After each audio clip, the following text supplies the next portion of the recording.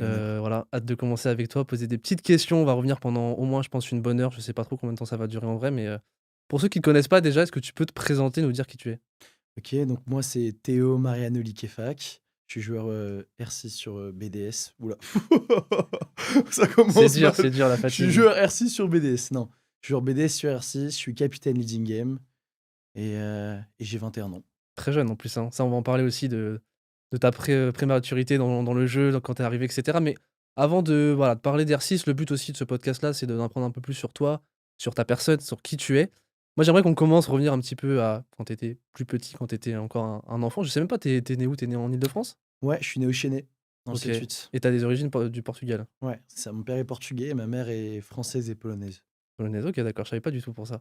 1 question, quand tu étais enfant, c'était quoi un peu ton rêve? C'est genre, on veut tous un peu devenir astronaute ou joueur de foot ou c'est quoi ton rêve, toi? Alors, j'ai pas eu trop de rêves que ça, mais je voulais faire masseur. OK. Vraiment, je voulais faire pareil. Ouais, Sache-le. vraiment? C'est Putain, incroyable, c'est gros. une dinguerie. C'est un métier de fou. En fait, quand ma mère, elle avait mal au dos, je lui faisais des massages et elle me disait: «Oh, tu fais trop bien les massages» Pareil. et je sais pas, je me suis inventé une passion, pour faire Je pense masseur. nos mères, c'était des menteuses, hein. Elles voulaient juste se faire masser, hein. Clairement, je fais pareil avec ma copine maintenant, donc Par rapport aussi à ton rapport aux jeux vidéo, comment t'es rentré dans les jeux vidéo de manière générale? Est-ce que quelqu'un t'a influencé? Est-ce que tu as commencé à jouer avec quelqu'un? C'est quoi un petit peu ton rapport? Alors, mon père qui OK. joue, encore, c'est grâce à mon père que je me suis mis vraiment aux jeux vidéo. Après, j'ai toujours eu cet esprit de compétition. J'ai commencé avec le foot, pas forcément les jeux vidéo, plus le foot, à faire de la compétition, à donner mon maximum et les jeux vidéo, c'était plus un passe-temps. J'étais plus, Call of Duty, Battlefield, sur la Play, que des jeux plus stratégiques et heu et mon père, ouais, mon père, ma sœur, même ma mère qui joue un peu à des jeux tels, donc on est tous un peu, côté compétition, gaming, tout ça dans ma famille, c'est fréquent. Ouais, tu toujours eu un petit peu cet aspect, tryharder, depuis tout petit. Ouais, ouais, ouais. Tu toujours aimé, battre les autres. Monopoly, tu voulais dans la banque, J'étais super mauvais joueur, petit. voilà. Je pleurais quand je perdais. Tu toujours mauvais joueur, j'imagine? Non, là, je Ça a suis pas bon changé, joueur, là, ça c'est va. bon. Et Rainbow Six, tu le découvres quand? Comment? Et pourquoi ça devient ton est-ce que ça devient rapidement déjà ton premier jeu favori? Enfin, ton jeu favori? Non, Même pas? pas du tout. Alors, je le découvre par un pote, au collège, du coup, en cinquième, une vidéo d'Aikilyu qui faisait l'alpha ou la présentation d'un jeu qui va sortir et c'est mon père qui accroche à Rainbow Six. Moi, j'étais sur, BO3. Ton père, il joue sur console aussi à ce moment-là? Ouais, moi aussi, je suis sur console. On est sur la même play, donc quand il joue, moi, je joue pas, enfin, tu vois, C'est la là, guerre. c'est ça se bat pour la play un peu et donc moi, je joue à fond à BO3. J'étais, BO3, tout le temps et mon père, il s'est mis à Rainbow Six et puis, je passe en quatrième et en quatrième, j'ai un pote, qui va devenir mon meilleur ami et qui, lui, jouait sur PC sur Rainbow Six, mais il était vraiment chaud. Il jouait avec, Crunch, Mouti, OK. voilà, c'était un jeune, mais qui jouait aussi avec les jeunes chauds, connus. Et c'est à partir de là que j'ai commencé vraiment à accrocher Rainbow Six, que j'ai eu mon PC, un PC portable horrible et On que s'en rappelle là, du tous. coup, depuis, la 4e, j'ai jamais lâché le jeu. Tu traumatisé des gens en ranked. Je me rappelle, moi, la première fois que j'ai entendu parler de toi à l'époque, je me rappelle, c'était: «Ah, il y a un mec qui joue en 60 Hz, il est champion, je sais plus quoi», enfin, je sais même plus si champion existait à l'époque, mais peu importe. Ouais. Et tu, démarrais tout le monde en ranked, quoi. J'ai ce Ouais, bah, souvenir-là. les premiers à m'insulter parce qu'ils me traitaient de cheater, c'est, bah, Malik, Qui est juste à côté. Slaz, les personnes comme ça, De toute façon, ça a toujours été ça, les joueurs un peu forts, les Kanto, les Dan à l'époque en ouais, jouant en ouais. ranked, ils se faisaient aussi insulter, hein, finalement, c'était Mmh. quand un mec sort de nulle part, Et j'étais à ce moment-là, j'étais super frustré. Je comprenais pas comment les gens pouvaient me traiter de cheater alors qu'ils me connaissaient pas et que alors attendez, cheater c'est simple, on est d'accord, tu pas besoin d'être un fou en informatique. J'arrivais même pas à faire un arrobase sur mon clavier, pour vous donner une idée. Donc quand les gens ils me disaient ça, je disais: «Mais frérot, je sais juste cliquer sur play et Ouais. jouer, c'est tout», tu vois? Et voilà, hein, c'est toujours le revers de la médaille quand on est très fort au début et après les gens, bah, Mmh. voient ton vrai visage. On va justement rentrer un petit peu dans la compétition. Théo, Liquefac, Mariano. Le nom du podcast sera peut-être le Kylian Mbappé de la team BDS, tu vois? Il y a ce parcours un peu très, très, très jeune en vrai. Ouais. Parce que alors moi là, ce que j'ai de mon souvenir, c'est Team Wanted 2020. C'est un peu ta première équipe, ou en tout cas tu commences à faire des vraies premières compétitions. Est-ce que tu as eu une équipe avant ça ou pas? Ou d'ailleurs? Non. Même pas, hein, c'est, Non, bah, tu sais, des mixtes, des ouais, petits tournois, mais une pas petite une go équipe, fort, truc. vraiment, non, ouais, voilà, c'est ça, Ou pas c'était tu vraiment une avais du équipe. Azox à l'époque, Linko, Alors Deadshot, même pas, ça a même même pas pas avant? commencé comme ça. OK. Ça a commencé avec Size, donc peut-être que les gens vont connaître, Z, OK. Kixi et Thompson. Thompson, c'est peut-être Ouais. celui que tu connais, Oui, qu'après t'es resté très longtemps 3-2-1 avec lui, skate, tout ça. et qui est parti après, lui qui a repris ses études, tout ça, Alors ouais, à la c'est fin, ça, ouais, ouais. ça. OK, bah, ça, on va reparler un petit peu de l'époque aussi, skate. Mais du coup, tu as l'équipe, Wanted, vous faites le CCS, je crois que vous perdez contre la Louzance à l'époque. Ensuite, vous, faites, la Louvarc que vous gagnez. Ouais. C'est une de vos premières c'est ta première compétition gagnée finalement à l'époque. Est-ce qu'à ce moment-là, tu envisageais déjà une carrière, quelque chose dans l'e-sport? Où tu te disais: «C'est cool, je fais ça à côté de mes cours, de machin, mais finalement ça va pas aller plus loin que ça»? Alors, j'ai commencé vraiment la compétition pendant le confinement, vu qu'il y avait rien à faire et que j'avais plus le côté foot où je pouvais faire de la compétition et donc je me suis pas dit que j'allais finir pro, mais j'envisageais le truc. C'est-à-dire c'était plus un plan B que mon plan A et ouais, juste pour revenir sur les compétitions, le CCS, compétition horrible pour moi parce que, bah, déjà j'étais en 60 Hz, mais à ce moment-là, problème de connexion chez moi pendant tout le tournoi. J'étais avec, 20 paquets lost. J'ai fait les pires stats du tournoi, sur les CCS. J'étais super frustré et en plus après on perd contre la Louzance. On avait préparé le match et ils ont pris à la place de Masdemort, qui était plus à son prime, chez Biginus, hein, c'était Masdemort, plus chill. À la place, ils ont pris Blaze et Blaze, il nous avait défoncés et on était dégoûtés. Moi le premier, j'avais fait des tweets de rageux, sur Twitter. C'est la 1re et dernière fois que j'ai fait vraiment des tweets de rageux. Je me suis rendu compte, bah, Malik en plus qui était là, il me disait: «Ça sert à rien», tout ça, C'est la Ouais. première et dernière fois que j'ai fait des tweets de rageux, je m'en suis pris plein la gueule et après j'ai tout arrêté. Ah, Tout arrêté c'est les trucs comme important ça. la communication Ouais, aussi, c'est là que je m'en suis sur rendu les réseaux. compte. Peut-être qu'on en parlera aussi un peu plus tard, mais c'est un élément très important, surtout quand on est jeune et que Mmh.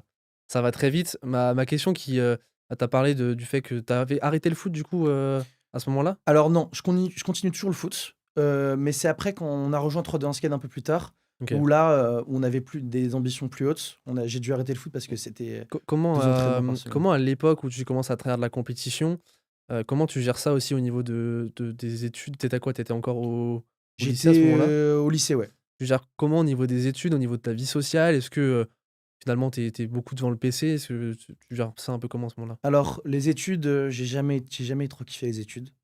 J'étais très bon, mais je travaillais pas beaucoup. Je me contenais ouh je me contenais ouh non, comment dire? Je me Tu te contentais. Oh contentais? merci Merci Malik. l'oreillette. Je me contentais du minimum. C'est-à-dire que j'étais Ouais. dans un lycée privé, puis un lycée public et lycée privé qui était super dur, j'étais à 10-11 de moyenne. Lycée public, j'arrive, je suis à 16 de moyenne, puis au fur et à mesure des trimestres, bah, je redescends à 13-12. En fait, je me suis toujours contenté du minimum. Donc l'école, je suis pas un exemple Tu pas dessus. à ce moment-là, tu avais pas un travail que tu voulais faire, des études que tu voulais continuer après en particulier? Non, à ce moment-là, j'avais rien dans la tête, j'étais en STI 2D, donc c'est sciences de l'ingénierie et du développement durable, mais ça me plaisait pas trop. Je me cherchais un peu, je sais que j'aimais aider les gens, mais je savais pas trop ce que je voulais faire, donc à ce moment-là, j'étais un peu perdu et donc les écoles et pour le côté social, les amis, ça a toujours été quelque chose de super important. Je suis passé par des périodes dans ma vie un peu compliquées et mes amis, ils ont toujours été là pour moi, donc ça, je les remercie, vraiment du fond du cœur parce que j'ai eu des amis en or et non, social, ça a toujours fait partie de mes priorités et j'ai jamais laissé tomber ça, donc Et la famille, parce que moi je pense souvent un peu à des histoires qu'on entend, des Gotaga où tu entends, parce que tu avais, je crois, sa mère qui le soutenait et le père qui à l'inverse soutenait pas, ou je sais plus dans quel sens. On entend souvent un petit peu tout ça autour de la famille, surtout que l'e-sport à ce moment-là, c'est encore un truc, assez, enfin, ça se développe évidemment, mais on n'est pas encore à un niveau très important et puis c'est pas évident pour les parents de comprendre. Moi je me rappelle mon père en 2020 quand il commence à me voir jouer sur le PC, il se dit: «Mais tu fais quoi? Tu as le droit de jouer mais aussi longtemps». Moi la question mmh. c'est un peu comment ta famille, ton père, ta mère, peut-être, je sais même pas si tu as des frères et sœurs, J'ai une sœur. tu as une sœur, et comment tout ton entourage perçoit un petit peu le fait que tu joues beaucoup au PC, que tu as peut-être des aspirations de, devenir un joueur e-sport, ce qui parle pas du tout aux gens à l'époque? Alors, ma mère et mon père, bon, les personnes les plus proches de moi parce que ma grand-mère, ma sœur et tout, ils connaissaient pas ou ils s'en foutaient un peu. Ma mère et mon père, ils m'ont toujours soutenu dans tout ce que je faisais, donc OK. même au foot. Donc là, vu que je faisais de la compétition un peu, ils me soutenaient. Mon père, il avait plus tendance à me laisser un peu plus jouer. Ma mère était vraiment, stricte par rapport à ça ou pas trop jouer, l'école avant tout, tu fais tes devoirs et puis après tu joues si tu veux, tu te couches pas très tard. Mais au final, ils m'ont toujours soutenu. Il y a je me suis fait J'ai un exemple, qui est pas mal, c'est que j'ai fait la dernière Go-For, ESL. La dernière, je l'ai fait et j'avais 17 ans, OK? Et je me suis fait balancer par quelqu'un et ils m'ont vérifié et je me suis fait ban ESL, bon plus maintenant, tranquille. Mais je me suis fait ban ESL et ma mère j'ai pleuré. Je me suis dit: «Mais comment quelqu'un peut me balancer comme ça gratuitement alors que la personne, au final, personne va gagner?» J'ai gagné un truc, legit, tu vois? J'ai pas de cheat et quelqu'un me balance juste parce que j'ai 17 ans. Je comprenais pas et ma mère, elle a dit: «Non, t'inquiète, c'est pas grave, ton tour viendra et tout». Donc ma mère a toujours été derrière moi dans tout ce que je faisais, mais elle était stricte et là, actuellement, ce qui est bien, c'est que toute ma famille me soutient, tous mes potes aussi, ils comprennent. Ma grand-mère, elle regarde les matchs, elle boit du Perrier pour rester éveillé, quand les matchs ils sont, C'est beau ça. c'était quand? C'était à Montréal. Ouais, quand c'est décalé quoi, c'est Ouais, c'est tard, quand c'est décalé et que ça fait des BO5 finales, par exemple et bah, ça s'envoie des bouteilles de Perrier pour Ta rester ta ta éveillé. famille, elle se réunit des fois pour regarder les matchs, Oui, Putain, c'est trop stylé ça. bah, pour la finale, contre WCTM, ma non, c'était Manchester, ma repas chez ma grand-mère avec, ma copine, ma mère, tous là avec les drapeaux de la France à crier, non, ça me fait trop, trop, trop plaisir ça. Ouais, quand on pense qu'il y a le Six 2026 à Paris, tu te Ouais, dis là, tu peux avoir les soutiens et tout dans la salle, ça serait ce incroyable. serait beau. Mais c'est cool en tout cas que ta famille Mmh, t'a toujours soutenu. On va continuer un petit peu dans le parcours, parce que l'idée c'est de retracer un peu aussi, bah, ta progression, parce que je parlais du cas d'Mbappé de la team BDS, c'est que ça mmh, allait très vite aussi. Il y a des petits passages, je crois, chez MYD, bah, justement avec Malik à l'époque aussi qui était un petit peu dans les petits papiers, toujours, qui ouais. traînait là, enfin on sait pas trop à quoi faire, manager, il était partout. Et moi il y a le passage qui m'intéresse, c'est, quand tu vas chez, il y a ce passage chez Team Valor, vous gagnez les qualifiers, je crois, de la Six French Challengers, vous terminez 2e en perdant contre Totem. Ouais. Heu, Ça va super vite à ce moment-là. Vous arrivez en FL, comment tu perçois cette période? C'est allé super vite, pour toi qui avait commencé finalement le jeu il y a pas si longtemps que ça en compétition? Alors, c'est allé super vite d'un point de vue extérieur, mais nous, on attendait que ça. Ça fait genre, plusieurs années qu'on était là. À Mmh. ce moment-là, dans l'équipe, il y avait alors, si je me rappelle bien, Deadshot, Ouais. il y avait, Azox, Thamsen? Thompson, moi et oh non, j'oublie Il y avait quelqu'un pas un encore. Zehosh, non, il était pas là? Alors non, C'était c'était peut-être, après? Mouti ou Linko. Mouti ou Linko. Mouti, un truc Mouti. comme ça, voilà. Parce qu'on a fait quelques petits changements, Ouais, ça a mais beaucoup bougé après, voilà, on était vraiment prêts pour ça, grâce aussi à Agdar, qui mmh. nous a vraiment bien préparés et tout. On était en fait, on peut penser que de vue extérieure, on était un peu avec de l'ego à parler à personne et tout, mais on était vraiment prêts pour ça et on attendait que ça. Donc ça a été vite, parce que tout s'est enchaîné. On fait, French Challenger Ouais. League, rapidement, top 2 contre, Totem avec, petite anecdote, Thompson, son micro avait buggé toute la game. Oh C'était l'enfer. un bruit horrible, tu pouvais pas te concentrer, donc on perd contre Totem. Puis après la French League avec 3-2 en sked et là Est-ce qu'il y a c'est le eu un top. changement, alors déjà tu as parlé de on peut revenir rapidement aussi sur Ouais. cette personne, sur Agdar. On a parlé, on sait que c'est quelqu'un qui t'a accompagné aussi pendant très longtemps. Qu'est-ce que tu dirais maintenant sur ce qui t'a apporté, tu vois, aussi en tant que joueur? Est-ce que c'est important d'avoir un coach qui est derrière toi à ce moment-là où finalement toi tu navigues un peu à vue, tu sais pas trop où tu vas en vrai? Mmh. Alors il m'a apporté, je pense la grosse différence que les joueurs T3, T2 avec le T1, c'est la une connaissance de jeu vraiment beaucoup plus approfondie. C'est vraiment genre, c'est le déclic. C'est tu vois le jeu d'une autre façon et puis après là, tu commences vraiment à jouer au jeu. C'est ça qu'il a apporté. Ça a tout changé en vrai. Ça a tout changé et puis après d'après ça, là, j'ai commencé à développer, grâce à lui, à la base, qui m'a donné les bases et après j'ai développé mon propre jeu. Et le passage chez 3-2-1 Sked, est-ce que à ce moment-là, vous vous dites parce que c'est quand même une petite structure, Mmh. mais est-ce que vous vous dites: «Ça y est, il y a ça commence à prendre de l'ampleur, on arrive en 6FL», ça vous a apporté quelque chose quand même d'avoir cette structure à ce moment-là? Oui, oui, bien sûr. Après moi, j'avoue, je ça m'est un peu égal. Je m'occupe pas du tout de ça. Je Se laisse, concentrer sur le jeu, quoi. ouais, moi, je suis vraiment sur le jeu focus de fou et je délègue, bah, Malik qui était manager à ce moment-là ou Agdar plus, je m'occupe vraiment pas du tout. Je sais que c'est pas mon job, ça m'intéresse pas, c'est de la pression, t'as des attentes aussi différentes, mais ça m'intéresse pas. Genre juste, c'est vraiment moi le jeu, je focus que sur le jeu, sur les stratégies et sur les games qu'on joue. Peu On va importe, parler justement un peu de la 6FL, tu en as rapidement parlé. Moi, je me ouais. rappelle à l'époque, je me rappelle déjà que je tweetais sur toi en disant, «Putain, mais c'est qui ce mec, en 6FC, en 6FL, il arrive tout casser», à l'époque, on jouait encore en Rocket ensemble. Maintenant, tu me Ouais. laisses des vues, sur Twitter quand je te demande de déjà, moi, je comprends pas pourtant, je suis super fort. Non, plus sérieusement, du coup, je re-regardais les stats parce que j'ai quand même ce souvenir de: «Putain, tu fort». J'ai plus les ratings et cetera, mais j'ai 2 éléments statistiques importants. C'est 9 fois MVP sur 14 journées. Donc ça veut dire que sur 9 matchs sur 14, tu étais le meilleur joueur de la rencontre, Mmh. énorme. Et tu es dans la team of the year, alors que tu as pas fait toute la FLC, on va en parler juste après. Ouais. Mais du coup, c'était comment cette saison régulière? Est-ce qu'à un moment donné, tu as pas senti de la pression en te disant, «Là, on commence à m'attendre un peu», tu vois? Le petit Ranked Hero qui arrive, on a une bonne équipe, on finit 2e des Six, FC. Ça, au niveau de la pression, tu gères ça comment, à ce moment-là? Bah, c'était la première grosse, compétition pour moi avec, justement, les regards, les attentes. Donc c'était un peu, c'était bien, mais je me suis pas trop mis de pression à moi-même. Aussi, j'avais une offre UL, juste avant la FL, où j'aurais pu partir et j'ai décidé de rester avec, mes potes, mon équipe pour pouvoir, faire notre chemin, tu vois? À la base, je voulais vraiment qu'on monte ensemble, en EUL. Bon, ce qui s'est pas fait au final parce qu'en plus, ça allait plus être possible. Mais, non, première compétition et j'en suis très fier de ce qu'on a fait nous et aussi moi parce que c'est vrai qu'individuellement, à ce moment-là, j'étais injouable. Parce que je parle individuellement, mais collectivement, Ouais, vous êtes deuxième. Alors BDS est plus dans la ligue parce qu'ils ont fait la dernière saison, ils perdent en finale contre Vitality qui devient Wolves ouais. et qui finit premier de la saison régulière. Vous êtes deuxième.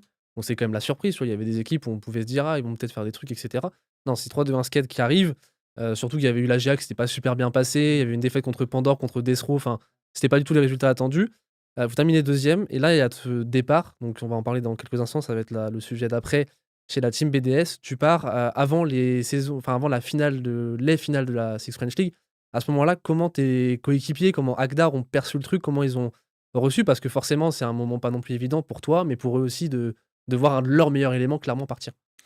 Alors, c'est vrai que c'était compliqué cette période parce qu'on s'était tous dit: «Il y a des équipes qui vont venir, mais on va pas nous lâcher vu ce qu'on a construit». Maintenant, s'il y a des G2, des BDS qui viennent nous chercher, il faut laisser partir. C'est une chance d'une vie, tu peux pas, garder les joueurs, non, faut laisser partir. Donc quand j'ai dit ça, c'est vrai que ça a foutu le bordel. Parce que Azox et Zeosh, à ce moment-là, ils voulaient arrêter de jouer du coup. Ils se sont dit: On n'aura jamais cette synergie avec un autre joueur, je vois pas l'intérêt de continuer, ça va servir à rien». Puis Deadshot, lui, qui était à fond dedans, qui nous avait attendu 1 an parce qu'il est plus âgé, qu'on soit tous majeurs, enfin surtout moi du coup qui l'a attendu et Azox. Ça, il a eu le seum aussi. Cactus, qui était là, lui, à ce moment-là, qui avait remplacé Thompson au milieu de la FL, il était plus chill. Cactus, Oui, c'est un mec chill, l'expérience, Cactus. tranquille. Il avait le seum aussi, mais c'était un mec chill, donc c'est vrai que c'était une décision pas facile.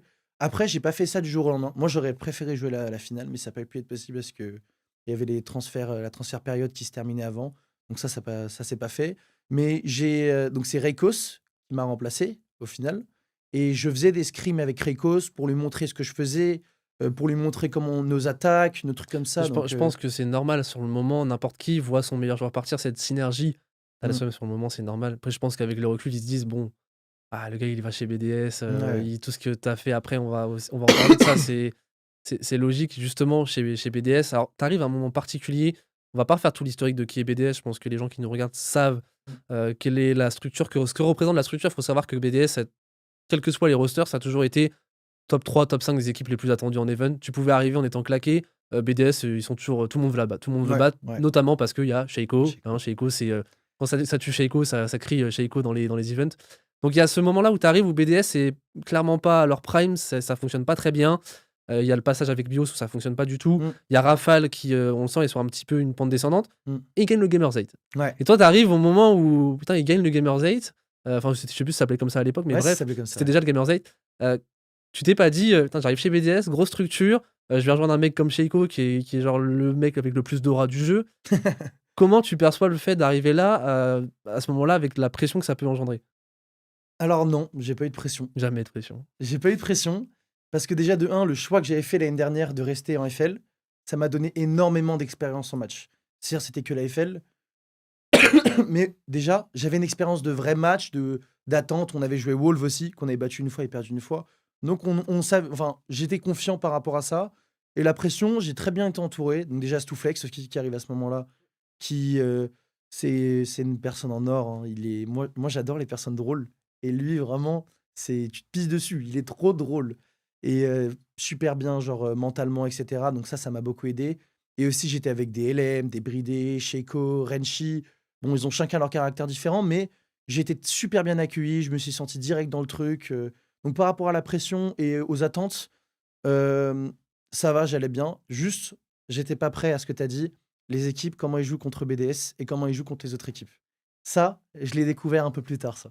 Ouais, c'est vrai que t'es un peu vu comme, ouais, une grosse écurie, clairement, et tu les tout le monde veut être là pour abattre BDS, quoi, donc c'est ouais, OK, c'est intéressant. Et par rapport à ce que tu disais aussi avec le fait que tu arrives dans ce roster, à quel point c'est important pour toi, maintenant tu penses avec le recul, d'avoir, un peu cette cohésion aussi d'équipe, d'avoir tu parlais de cette synergie, mais même au-delà de sur Rainbow Six, en dehors aussi de Rainbow Six, pour toi, à quel point c'est important de dire: «En fait, là, c'est mes potes un peu, c'est ma bande de potes»? Mmh. C'est important? C'est le plus important parce que bah, déjà pour moi, j'aime bien c'est pour ça que je suis très proche de mes potes et de ma famille, c'est que j'aime bien être avec des personnes de confiance, qui me fassent confiance, je leur fais confiance. Je trouve que ça instaure un bon tu bien, t'es à l'aise, même quand tu scrims et tout se passe bien, tu rigoles, tu travailles. Donc pour moi, ça, c'est le plus important et c'est pour ça que je déteste kick des gens, faire des changements comme beaucoup d'équipes peuvent faire.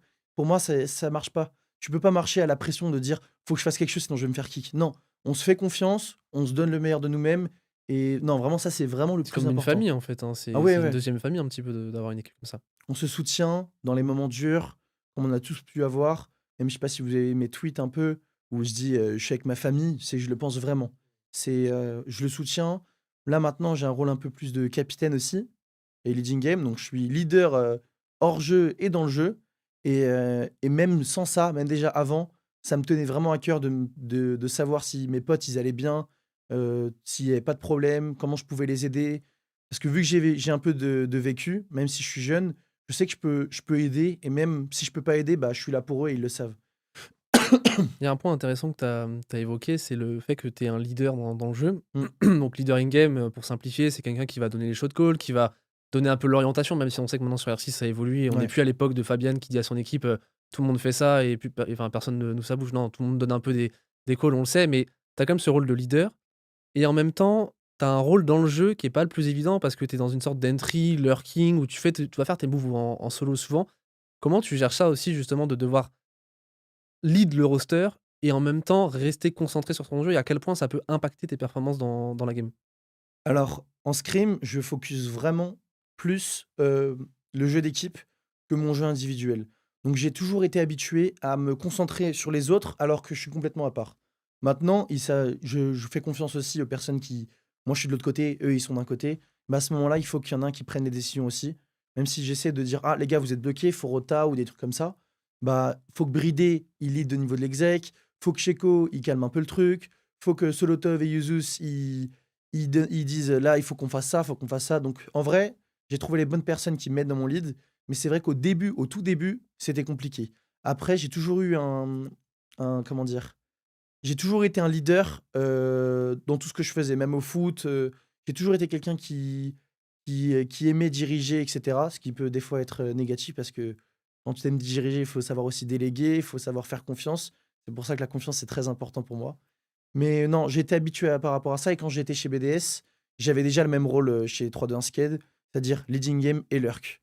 Donc c'est juste avec le temps que ça se fait ça. Justement, c'est intéressant que tu arrives en tant que un peu, joueur qui va, prendre le lead, mais en même temps à l'époque, tu as Elems aussi, on sait qui a quand même un certain ego aussi parce que Elems c'est pas n'importe qui Ouais. quand tu arrives c'est un peu un des pionniers de Rainbow Six qui a toujours été là. Je pense si on regarde dans les joueurs encore présents au plus haut niveau, c'est un des tout premiers.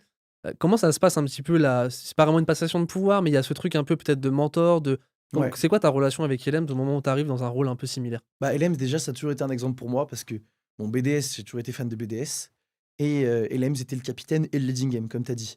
Donc ça a toujours été un exemple pour moi et j'arrive et je pense que, comme tu as dit à ce moment-là, BDS, ils ont gagné le Gamerate, mais c'était pas, leur meilleure période. Donc il a laissé faire. Il m'a laissé, il m'a donné les clés, il m'a dit: «Tu jeune, t'as des idées, c'est bien ce que tu fais, vas-y, fais». Et au final, bah, ça a marché. Parce Ouais, que j'arrive alors petite anecdote, première scrim, donc on s'était 4 maps contre, Heroic, je m'en souviens très bien et on fait la scrim et je commence à lead. Première scrim, hein, entre elles, hein. Je commence à lead. Katou, elle m'envoie un message, elle me dit: «Tu veux lead?» Je dis: «Bah non, je laisse LM». Katou, elle envoie un message à LM en même temps, elle dit: «Tu laisses Liké lead?» Je dis: «Bah oui, je laisse Liké lead». Donc en fait, première scrim, je me suis déjà Tu l'as senti fait à l'aise naturellement et quoi, ouais, c'est naturellement, naturellement. ouais, tu étais là aussi pour apporter un peu ce vent de fraîcheur, Ouais. c'est ça aussi, il faut réussir à se renouveler. C'est pour ça qu'on voit beaucoup de jeunes qui arrivent dans les rosters aussi maintenant, Mmh. c'est apporter un petit peu cette nouvelle vision qu'on peut avoir. On va commencer à parler des premières perfs de quand tu arrives aussi, parce que ça a gagné le Gamersgate. Il y a Stouflex qui arrive, tu as parlé aussi, qui est vraiment un personnage emblématique de la scène. Il y a cette reconstruction, il y a toujours eu cette volonté chez BDS de faire des petits changements par-ci par-là, mais comme tu le disais, de construire une famille et ça fonctionne très bien au début. Vous faites top 2 de UL derrière Wolves que vous battez quand même à l'époque, parce que ça, c'est une rivalité qui a toujours existé. Et vous gagnez le Japan Invitational, bon, qui n'est Ouais. pas la plus grosse compétition, mais c'est quand même un trophée à rapporter avec cette magnifique veste que je vais te voler à la fin du tournage. On va t'attraper avec Malik. Non, mais du coup, il y a ce major de Young Shopping. Je pense que là, on va en parler un petit moment quand même, parce que c'est l'un des moments marquants, je pense, pour toute personne qui suit BDS, qui est fan de BDS. Vous arrivez déjà à Young Shopping, donc c'est major qui est en Suède, en fin 2022, et il y a cette phase de poule qui se passe pas super bien. Vous perdez contre WSTM à la dernière journée, et il y a Fury contre Space Station. Moi, je me rappelle très bien. Je sais plus quel timing c'est exactement. Je sais plus si vous jouez à ce moment-là où ils sont en train de On jouer. joue en ce moment-là. Ça, vous êtes en train de jouer, et justement, ce que je voulais savoir, c'est que alors ça se joue, il faut savoir, à la différence de round. Fury perd 5-2. Si Fury perd le match, je crois, de plus de 2 rounds d'écart, Mmh. en gros, c'est Space Station qui passe à votre place. Ouais, Et est-ce que vous êtes au courant déjà d'un petit peu du résultat au cours de votre match contre WCTM ou pas du tout? Vous êtes dans votre pas du bulle? tout. Pas Vous êtes du dans tout. votre bulle et vous apprenez après coup que Fury fait une sorte de remontada, il resserre le score et je crois que PlayStation gagne 7-5 et au final passe pas. À ce moment-là, quand vous sortez du match, comment vous percevez le truc? Comment vous percevez l'information? Est-ce que ça vous a un peu galvanisé en quelque sorte ce résultat? Alors, je vais revenir vite fait sur la phase de poule. Vas-y. Donc, alors, Tokyo, super bien. Il y avait énormément de monde, super compétition. J'ai même une pote qui était à Tokyo à ce moment-là pour les études, OK, qui est stylé. venue et tout. Donc, non, en vrai, super bien. Première scène et tout, top. Après John Coping, on était prêts. Bon, on était une nouvelle équipe, mais Oui. stratégiquement parlant et tout, on était bien. On avait fait une bonne saison, comme tu as dit.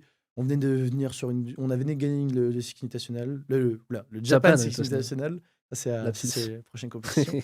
Mais donc on était bien. Et là, on tombe de haut. Donc je crois que on gagne SSG, on Je crois que SSG, gagne. vous perdez SSG, hein? Je crois que c'est la deuxième. Non, c'était aller-retour, non? Non, c'était un match? Je Non, si, c'était aller-retour. C'était Je crois que aller-retour? l'aller, le premier match, on le gagne. On gagne Fury, on perd WCTM. On gagne 4-2 sur Sky, on se fait remonter 7-5. Horrible game. Ouais. On perd après SSG. Et après, on gagne Fury. Et il fallait qu'on gagne WCTM pour être sûr d'être qualifié. Ou sinon, comme tu as dit, ça se jouait à ça. Et WCTM, eux, ils étaient en 5 victoires. Ils avaient défoncé tout le monde. Ils jouent, ils rentrent dans le match, aucune pression. Ils courent partout. C'est la fête du cible pour eux. On perd. Donc, on était dégoûtés. Genre, au moment où on perd, je sais pas si vous regarderez au pire les vidéos et tout, on était tous dégoûtés. On savait qu'on était out. Et là, à ce moment, parce qu'on comptait pas sur Fury. Ouais, logique, ouais. Et là, Aiz arrive, il dit: Mais non, les gars, c'est bon, c'est gagné. Ah, Et c'était le là, CM de BDS. voilà, Aiz le CM. Et là, c'est inexplicable. C'est oh my god, c'est un truc de malade mental. Et LMs, après, quand on rentre, il dit: Moi, ça me fait penser à un truc. Ça me fait penser à Team Team One One, à ouais. Mexico. Ouais, Team One qui avait eu une égalité parfaite au niveau de au niveau du round de différence, du tiebreaker. Ils avaient dû rejouer un match contre Cyclops Ouais. pour passer au final gagner contre Team Empire en finale. C'est une dinguerie. Donc là, LM l'avait call à la phase de poule. Les gars, c'est Team One Mexico là qu'on va faire. Ouais. Et du coup, là, à partir de là, on est parti. C'est quoi? C'est quart de finale contre Wolves à ce Quart de moment-là? finale contre Wolves, ouais. Est-ce que c'est pas un peu le meilleur adversaire? Parce que Wolves, ils sont un peu à leur prime 2022, 2023. Il y a toute cette phase où ils finissent plein de fois premiers de UL. Ouais. Et Wolves a toujours eu ce plafond de verre en compétition, un petit peu comme BDS d'une certaine manière, mais qui était encore le plafond, on sentait un peu plus bas. Ils avaient plus de limites, même si on voyait qu'il y avait un gros potentiel. Peut-être mentalement, ça bloquait. Mais alors, par contre, Wolves, ils pouvaient être à leur prime, pouvaient être dernier du classement. C'était quasiment, je crois, la seule défaite, c'est en finale de FL sur une compétition, on va dire, un peu moins importante.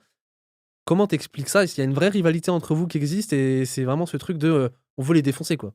Alors, petite anecdote, c'est le match en EUL, c'est le seul match où j'ai eu de la pression. Wolf. Ouais. Je voulais pas perdre. C'est le classico, quoi. Parce que c'est le classico de 1, et de 2, BDS n'a jamais perdu contre eux. Donc j'étais en mode, non, si j'arrive et qu'ils perdent, c'est que c'est de ma faute. En plus, on se faisait mener 6-4. Donc après, on remonte 8-6 sur club.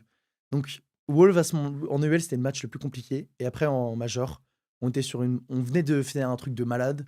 Donc là, en vrai, tranquille. Après, Wolf, c'est le meilleur et le pire adversaire parce que, comme tu as dit, ils sont toujours au top niveau. Ils sont Oui, toujours c'est une bonne super équipe, forts. c'est une très bonne équipe. C'est jamais des matchs faciles. Jamais. Par contre, à la fin, on gagne tout le temps. Parce qu'il y a ce petit truc mental, ce petite étincelle un peu en plus, quoi, dans Ouais, dans le ouais. roster. Ça veut pas perdre. C'est l'ego français, je pense. On les soutient, mais quand c'est contre nous, non, il n'y a pas de soutien. C'est nous qui gagnent. On est la meilleure équipe française. Laissez-nous, tu vois. Donc, en major, c'était le meilleur adversaire à ce moment-là, je pense. Pour moi aussi, en tant que premier major. Et pour l'équipe, parce qu'on n'avait jamais perdu contre eux. Après, c'est Sonics demi-finale, je crois, où vous perdez la première map et vous gagnez les 2 maps suivantes. Ouais. Là, c'est pareil, toujours vous perdez la première map, mais il y avait pas eu plus d'inquiétude que ça à ce moment-là ou Alors, ça on vous perd notre tremble? pick. En plus? OK. On perd notre pick border. On les avait scrim avant, pendant le major, parce qu'ils étaient pas dans notre groupe. Et on dit, vas-y, bah, on prend border, tranquille. On la perd. Donc là, on avait un problème à ce moment-là, un peu chez BD, c'est que quand on commençait à perdre, on avait une com négative, on s'en mettait, on se trashait un peu, mais pas méchant, mais je veux dire, ah, pourquoi tu fais ça, des trucs comme ça, un peu une com négative qui sert à rien. Donc après, on s'est remis dedans, on gagne 7-0 club, on gagne 7-2 banque de mémoire, avec une action de malade. Moi, je m'en souviens, c'est avec Amaru. Je sais pas si t'en souviens. Quand je monte à la trappe serveur, que je vais à la trappe open space, que je drop, je m'allonge et je plante close au mur. Ça, c'était un truc de malade. Donc, Sonic, tranquille. On s'est fait juste peur sur notre pick, mais tranquille. Et la finale, donc c'est contre Liquid, c'est une équipe, vraiment historique, hein, de Ouais. Rainbow Six. Ils sont là depuis le début. Je crois que c'est une seule équipe qui a fait tous les Six Invitational avec les G2 aussi du coup, qui se sont qualifiés il y a pas longtemps. Heu, Comment tu abordes cette finale? Est-ce que même à ce moment-là, en fait, tu réalises que tu viens de passer en quelques mois presque en moins d'un an à Six Friends Challengers, à Hmm. une finale de Six Major qui est quasiment l'accomplissement ultime derrière le Six Invitational? Non, non, pas du tout. Tu comprends pas quoi, Non, c'est moi, je joue juste. du coup, tu as même pas de pression en fait, plus que ça à ce moment-là? Non, pas tant que ça. Quand tu arrives sur la scène avant la finale, ça te tremble pas, Non, non, tu tranquille. J'ai jamais eu trop de pression. Moi, j'ai la pression avant. J'ai la pression quand on va préparer les matchs. Merde, faut qu'on soit prêt et tout. Mais quand on est sur le moment, je suis. c'est quoi ta routine un peu avant un match? Tu une petite routine particulière, quelque chose que tu fais ou? Bah non, warm-up, je me douche, bien dormir et bien préparer le match. Sinon, je suis stressé avant le match. Ouais. C'est la C'est pression, elle est comme avant le c'est match, moi. réviser avant Ouais, un c'est devoir, ça. c'est la même chose. C'est ça. Je suis le GOAT pendant le contrôle, mais par contre, si je révise pas avant ou si je révise mal, je vais stresser avant. Ouais, et après si tu rajoutes du stress forcément derrière tu perds un Ouais. peu tes moyens. Et donc, S ouais, Vas-y, vas-y. la finale, on rentre tranquille. Liquid qui, comme tu as dit, une des plus grosses structures sur Bien R6, sûr. mais qui ont jamais rien gagné. Donc ils Non. avaient Bah, aussi les une. finales à Atlanta, à l'ancienne de Pro League Ah quoi, ouais, mais bon, je veux dire, c'était ça faisait OK, les Nesk Palou, je crois qu'ils sont jamais gagnés. Eux, ils ensemble étaient non, pas là. Palou était pas là. Nesk Voilà, était là, Palou était pas Nesk là. était là, OK. Bon bref, eux, le duo, de GOAT, ils ont pas gagné ensemble encore. Donc le major, c'était pour eux. Et ils avaient beaucoup de fans, tous les Brésiliens, même les Français et cetera, ils étaient aussi il y en avait qui étaient aussi côté Liquid pour qu'ils gagnent, quoi. Et donc on arrive, on rentre, on fait Theme Park, une map qu'on avait cachée. On la sort en finale de major, leur pick, on leur met 7-1. Tu sais, c'est un peu un truc que j'ai l'impression qui est resté, je me permets de rebondir là-dessus, mais chez Ouais, BDS on aime trop cacher une carte. Tu as l'impression qu'en fait, il y a des équipes qui vont toujours bannir une carte, mais parce qu'ils sont vraiment éteints dessus. ouais. Vous, j'ai toujours eu cette impression que vous aimez trop cacher une carte et en fait, vous arrivez quand même dessus à faire des vrais trucs quoi à chaque fois. Ouais, bah, parce qu'on on bosse de fou en scrim, on essaie de tout changer, on se met pas de permaban, et on la sort au moment où il faut la sortir, comme, Manchester avec Bank. Non, ouais, non, on aime bien faire ça. Bon, on a essayé de faire la même chose à Atlanta avec l'air, ça a pas trop Ça marché. marche pas tout le temps après, Ça marche pas tout le forcément. temps, mais pour l'instant, le win rate de 2 sur Oui, 3, je prends. Et du coup, on rentre sur thème, leur met 7-1, je me rappelle, ouais. on se regarde, on fait: «Mais ils sont nuls ou quoi? Ils sont super nuls!» J'ai fait une game de fou en plus à ce moment-là, j'étais vraiment dedans et après on se fait comeback, 2-1. Ouais, je me rappelle et là, moi, je me rappelle du café. Café. Non, le Caf café, c'est après on a win, ouais. Ouais, mais café justement qui est chaud et là, toi, je me rappelle parce que après tu avais une map plus compliquée. Ouais. Sur map 2, map 3, Banquet Chalet? Non, je sais plus. Bon, ou honnêtement, je me rappelle plus. Banque était là, c'était sûr, ouais. Moi, je me rappelle, ça avait été un peu plus compliqué. Shaiko, je crois, il fait quand même une grosse finale. Ouais, De son côté, il fait la dernière map, on va parler dans un instant, 19 kills. Ce ouais, café, je crois que tu fais 15 frags. ouais, Tu fais des moves de fou, je me ouais. rappelle, en lurking et tout, avec la. Avec la knock, Ouais, c'était on une se souvient. dinguerie. Là, ce café, c'était vraiment à la vie, à la mort. C'était. Ouais. Tu te disais, là, il faut que je donne tout, quoi. Là, on dit: «Les gars, là, c'est bon, ça suffit». On a refait la même chose qu'on avait fait contre, Sonic, c'est-à-dire, comme négative quand on commence à perdre et du coup, on a dit: «Non, les gars, ça suffit». Bridé, il a haussé le ton. Bridé, la seule fois où il l'a fait, hein, il a haussé le ton, il a dit: «Eh non, les gars, c'est pas maintenant qu'on va lâcher, Ouais. on est en train de perdre contre nous-mêmes, comme d'hab, faut arrêter et tout» et là, café, on est en mode: «Allez les gars, on donne Crunchy tout». qui drop de la verrière. Ça, c'est son Ça, c'est la classique. spéciale, ça. C'est la Ça, cla elle peut marcher jusqu'en 2050. Toujours, tant qu'il y a la verrière sur le café, ça Josh, il marchera. essaye de le faire, mais il y a que Il y a Renchi que qui peut faire Renchi. ça. Et Renchi, à chaque Classique. fois, c'était: «Je drop Scalate», c'est tout. Il disait juste ça, Un kill, 2 vase kills, 3 mort, kills. cocktail mort. Voilà, c'est tout et ouais, non, café, on est en mode, on joue notre jeu, on se fait confiance. Je fais le move avec Nox, un moment bridé diffus, je travers le mec en verti, map de fou et là après Sky. Du coup, tu voulais venir sur Sky. Ouais, Sky, vas-y, parle-nous Sky. Moi, je me rappelle de Shaiko qui fait une. Je crois que si vous faites les défenses d'abord, vous leur mettez 5-1 sur les défenses. Ouais, Non, ça déroule, quoi. ouais. Là, Sky, on était dedans. On avait pris l'ascendant psychologique grâce à Café. Et Sky, on est dedans. Sky, c'était une bonne map à nous, mais en officiel, enfin, ça va. On l'avait pas perdu, on l'avait pas trop joué. Et donc, c'est à partir de là que Sky, c'est devenu ma préférence de BDS. On les a défoncés en défense. Et puis après, il y a l'attaque. Quand t'es en 5-1, t'as l'impression que c'est facile. Mais quand t'es en finale de Major, 2 maps à 2 maps, il y a 5-1 et qu'ils mettent un round, 2 rounds, là, tu Ouais. commences à trembler. Et donc, au bout d'un moment, 2 rounds, on dit allez les gars, stop, on arrête de se mettre la pression. Ils nous courent dessus, ils veulent nous éteindre. Faut qu'on fasse le truc, faut qu'on fasse le move. Et là, on défile les 2 rounds où je crois qu'on fait 6-3, 6-4, 7-4, avec Checo qui fait une game de malade. Mais il a fait un best of 5 de malade, Ouais, ouais, hein. globalement, Il ouais. était MVP largement mérité. Et ouais, non, Sky. Et depuis ça, Sky, dès qu'on la joue, t'as ce memory de on a gagné un Major Best of 5 sur Sky. J'ai pas le memory de on a perdu un Major Best of 5 sur cette map, mais je l'ai toujours le Sky, c'est notre map. C'est là où on a gagné le Major.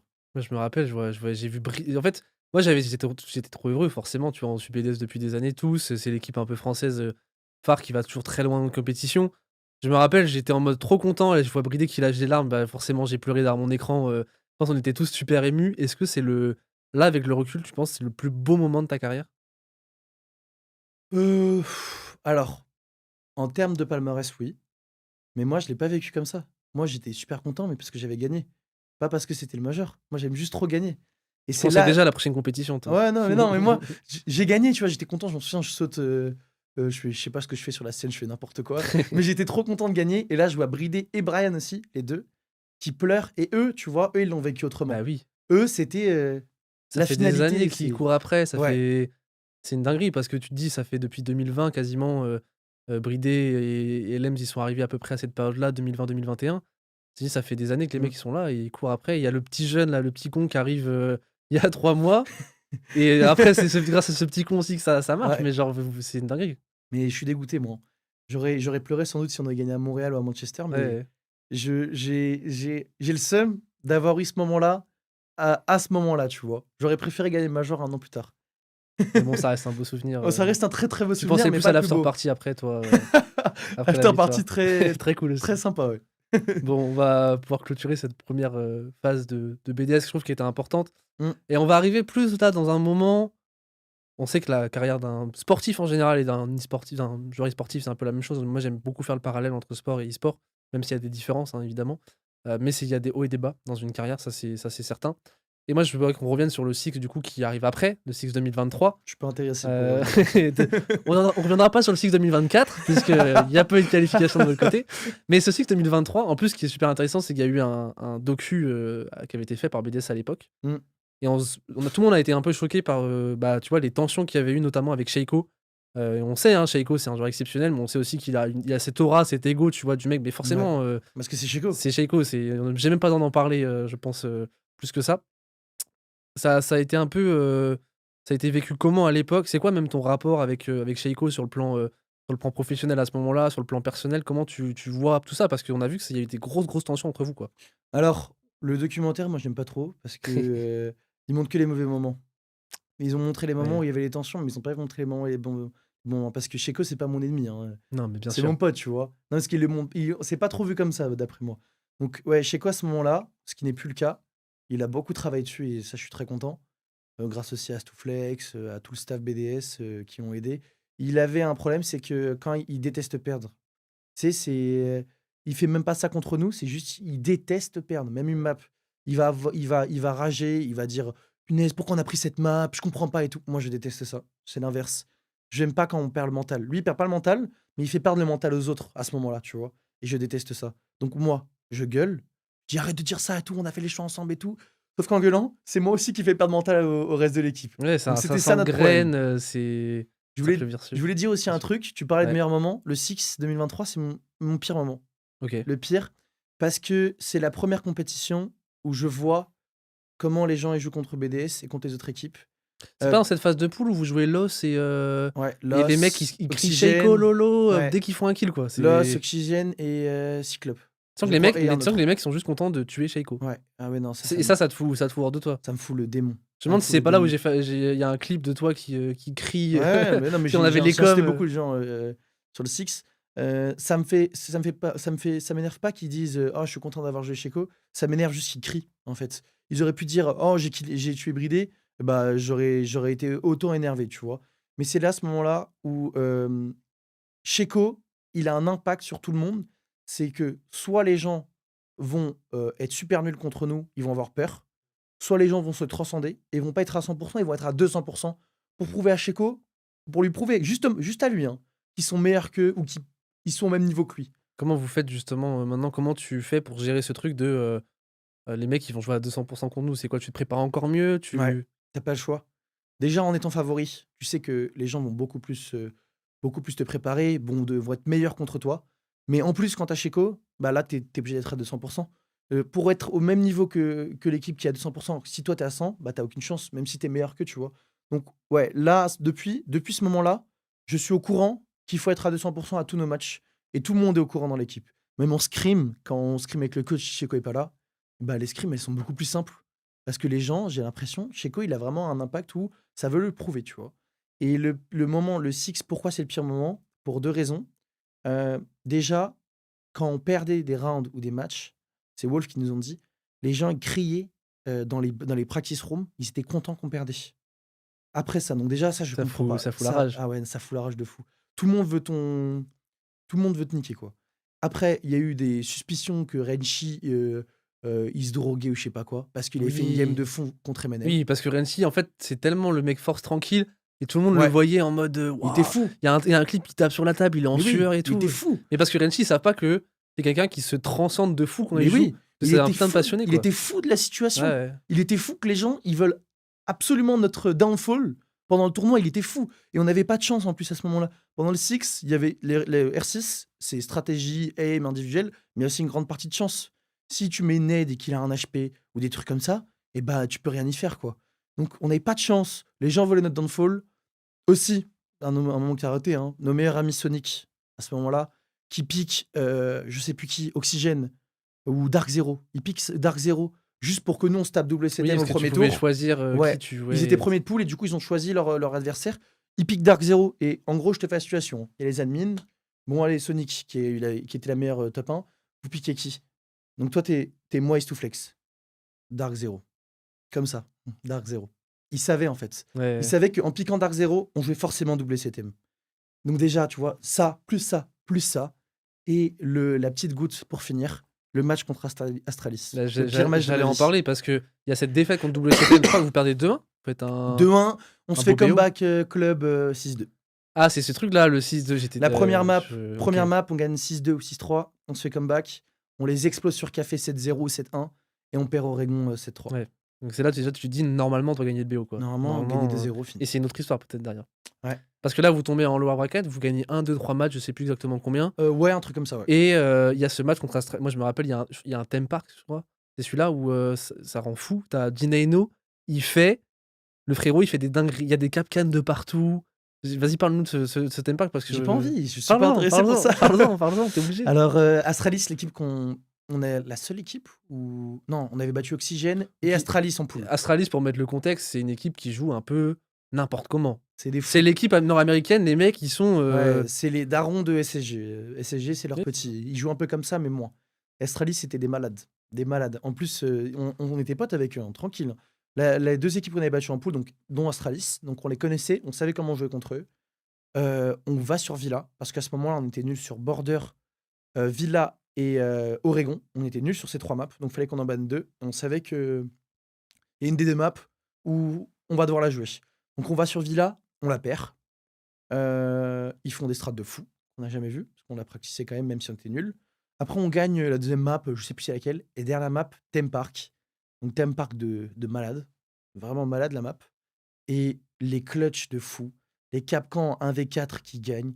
Moi, la stat qui m'effraie, j'en fais des cauchemars encore, comment leur meilleur joueur a un moins bon rating Oui. que notre pire joueur. Et il gagne le BO3. C'est là où souvent, juste sans regarder un match, tu regardes le score et tu te dis, ah, mais en fait, c'est une équipe qui a été en full clutch, quoi. C'est. Et non, mais c'était atroce. Je Ouais. crois que leur rating d'un meilleur joueur, ça devait être 0,95 ou un truc comme ça. Nous, c'était 0,98. Notre pire joueur contre leur meilleur. Et donc là, incompréhension. Moi, j'ai fondu en larmes. Après ça, je comprenais pas. C'est pour ça que c'est le pire event que j'ai fait le pire moment que j'ai passé de ma vie sur R6, c'était celui-là. Alors que c'est un succès international, c'est censé être un des meilleurs. Et là, ça, plus ça, plus ça, plus le match pour me terminer. Là, j'étais au fond. Là, j'étais au fond. C'est pour ça que je parlais des hauts et des bas, c'est que je me dis, en fait, voilà, en plus, toi, tu es arrivé, tu étais, directement au sommet de l'Everest quasiment, puis tu tombes en bas, quoi. C'est terrible la descente d'un coup. Comment, d'un point de vue, même plus global, donc personnel ou même de manière collective, comment, quand tu es un joueur de haut niveau, tu fais pour rester motivé? Parce que tu parlais des LMs et des bridés, qui ont galéré pendant certains longs moments. On voit des joueurs, des fois, qui, bah, sortent du T1, retombent au T3, puis arrivent à revenir au T1. On peut penser à ce qui s'est passé avec les Empire qui, finissent par revenir et faire des grosses perfs derrière. C'est comment tu fais pour rester motivé toi, tout le temps en fait? Alors, pour revenir sur l'Everest, j'étais tout en haut, comme tu as dit, et je suis tombé tout en bas. Mmh. Tout en bas, là, pendant 2 mois, j'étais vraiment pas bien. J'étais pas je peux pas dire que j'étais en dépression, mais Ça peut je impacter sortais plus. énormément, hein. Je sortais plus alors que mes potes, ça a toujours été quelque chose d'important. Je restais dans ma chambre, je faisais rien. J'étais motivé pour rien. J'étais vraiment au bout du trou et c'est depuis ce moment-là où quand j'ai réussi à me relever, parce que je me suis relevé tout seul avec, l'aide de ma famille, mais il y avait que moi qui pouvais sortir de là et depuis ce moment-là, j'ai plus jamais eu de phase comme ça. J'ai eu des phases où j'étais un peu dégoûté, forcément après cette année-là, les majors, mais j'ai jamais été là au plus bas de c'est un des pires moments de ma vie. C'est surtout parce que, ouais, après, j'arrivais pas à me relever pendant 2 mois facile, j'ai Tu penses tout que coupé. ça t'a rendu plus fort du coup ce Ouais, ça moment-là? m'a rendu plus fort. Mentalement parlant, j'ai vraiment là, j'ai un step au-dessus par rapport à avant et comment rester motivé? Bah, je sais pas comment les autres dans l'équipe font. C'est vrai qu'on n'a pas trop cette discussion-là, mais moi, je veux juste gagner. J'aime juste trop gagner. C'est un peu on va me prendre pour un peu un débile, mais comme le golem des Yvelines, mais moi, je veux Mmh. juste gagner. Ouais, mais C'est tu tout. kiffes le jeu, tu kiffes la victoire, Ouais, tu je kiffe trop la victoire, en fait. c'est puis c'est ouais, ça se comprend, hein, de toute façon, c'est ce qui motive la plupart, tu vois? Je parlais des grands sportifs, et ça m'étonne moi, je repense, j'ai vu un documentaire sur Mark Cavendish qui est un des plus grands cyclistes de l'histoire et à un moment donné, le mec, il a gagné 30 étapes du Tour de France, il en gagne plus une seule. Il y a un record à battre en plus et il était, tu vois, au bord de mettre fin à ses jours parce que littéralement, il ne gagnait plus, il est tombé en phase de dépression et Ouais. c'est très réel ce truc de justement après, bah, quand tu as des gros échecs comme ça peut impacter mentalement. Donc c'est pour ça aussi qu'on voit de plus en plus dans les équipes e-sport avoir des préparateurs, mentales. Vous Ouais. avez pas ça chez BDS, mais c'est quoi? C'est Souflex qui joue un petit peu ce rôle Ouais, de même préparation même mentale? Katou, ouais, non, en fait, on s'aide tous et ouais, le staff aussi qui nous aide un peu par rapport à ça. Il y a pas une personne externe ou une personne en plus, Et d'où qui fait ça. l'importance aussi d'avoir parce que du coup, il y a tu disais Katou la manageuse, Souflex le coach et tu as aussi donc cette famille un peu de ce Mmh. roster où tu es obligé de te soutenir aussi. À ce moment à cette phase de là, c'est quoi? C'est une phase de coupure? Vous jouez plus Non, on joue et plus. c'est vraiment ouais, tu es dans une période où c'est dur, quoi. Pendant combien de temps on joue plus? Un mois, je crois. Donc pendant 2 mois, j'étais pas bien. Donc quand le UL, elle repart, en plus, on fait un start de UL horrible. Mais c'est ce que j'allais dire, vous vous qualifiez pas à Copenhague. Non, C'est un des premiers majors que BDS rate, ouais, vous qualifiez pas. non, ouais, non, ça allait pas. Donc Parce que là, c'est j'étais pas le seul double, qui allait pas, ouais. J'étais pas le seul qui allait pas bien. Il y avait plein de gens aussi dans l'équipe qui allaient pas bien et du coup, on a eu du mal à se remettre dedans. Plus, en scrim, ça se passait pas bien quand on a repris. Donc moi, ça faisait que de plonger, en fait. J'arrivais pas à me relever. Puis après, parlant du stage 1 comme ça vite fait, on commence à tout comeback. On gagne, 7-1 au lieu de 7-0 non, 7-2 au lieu de 7-1 contre VP pour pouvoir, aller en play-off. Donc on finit pas on se qualifie pas en play-off. Puis après, on joue en LCQ et on perd en demi-finale contre, Wild. Wild, ouais, je me rappelle. Sacré Wild. Mmh. Ah, avec le frérot. Avec Aces, ouais, qui a été Le banni frérot, après, ouais, bizarre, c'est très bizarre. mais voilà, on se qualifie pas. Puis après, en plus, ce qu'on était dégoûté, c'est que la finale, c'était contre Wolves, hein. Oui, c'est pour Donc ça, pour nous, c'était, c'était une bonne finale, hein. Donc après, on était à fond avec Wolves, hein. C'était: «Allez, défoncez-les, il faut que vous qualifiez», donc ouais, non, c'est vraiment cette période-là, c'était ma pire période. Je saurais pas te dire laquelle est ma meilleure, mais ma pire, c'est celle-là. après pour retrouver le moral, les Saudi Merchants, après le Gamersgate qui arrive, Gamerate. la victoire, au Gamersgate qui fait plaisir forcément ensuite. Alors Gamerate, la qualification, best of 5 contre Wild encore, nos frérots, en finale. Il y a 6-4 sur Chalet. Teb, il fait un clutch 1v2 avec Rook alors qu'il était à terre. Il se rive avec le Rook. le moment où Rook se réveille. Je m'en rappelle de celui-là, ouais. Alors, attends, petite anecdote, parce que pour les gens qui s'en souviennent, sur Chalet, 2-2 hein, en map aussi. 6-4. Bridé et Renchi qui perdent le clutch contre Treb alors qu'il était à terre par la nade de Renchi. Sheko qui crie, on se souvient. Sheko qui crie mais merde, mais qu'est-ce que vous faites et tout, comme ça, il y a 6-5. hein. Du coup, il y a un grand silence. Oh là là. Pendant toute la phase de pique, grand silence. Ça fait bon, allez les gars, allez, on fait ça et tout. Au final, on gagne le round. Mais si on aurait perdu celle-là encore contre Wild, alors là, elle aurait fait mal. hein.